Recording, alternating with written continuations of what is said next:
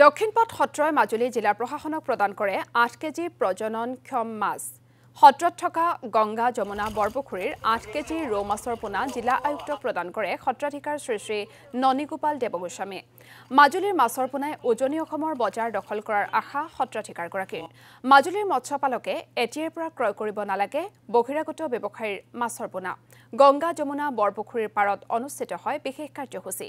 জিলা আয়ুক্ত ৰাতুল পাঠকে সত্ৰাধিকাৰগৰাকীৰ এই পদক্ষেপৰ শলাগ লয়।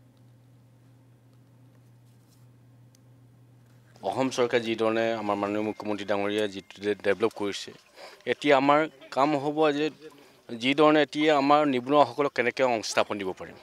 সংস্থাপন দিবলগীয়া হ'লে আমি এগ্ৰিকালচাৰ চাইডটো চাব লাগিব, ফিচাৰী চাইড চাব লাগিব, আৰু তেনেকৈ বিভিন্ন ধৰণৰ আমি এই অনুষ্ঠানবিলাকত আমি এংগেজ কৰিব কাৰণে চাব লাগিব। কাৰণ যদি গভৰ্ণমেণ্ট চাকৰিকে যদি সকলোৱে চিন্তা কৰে, তেতিয়াহ'লে আমাৰ ভৱিষ্যতৰ কাৰণে অসুবিধা আছে।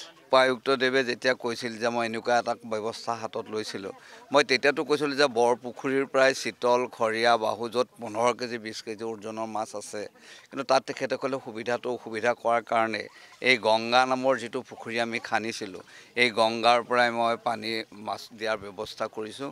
মোৰ আশা মাজুলীত যাতে আগৰ যিটো ইংৰাজী শব্দৰ অপ্ৰশংস মাজুলীত মাছ এভেইলেবল শব্দটো যাতে আকৌ পুনৰ জাগৃত হয়, তাৰ কাৰণে তেখেতৰ প্ৰয়াস মহাপ্ৰভুৱে পূৰ্ণ গতিত সাৰ্থক কৰক, তাকে মই কামনা কৰিছোঁ।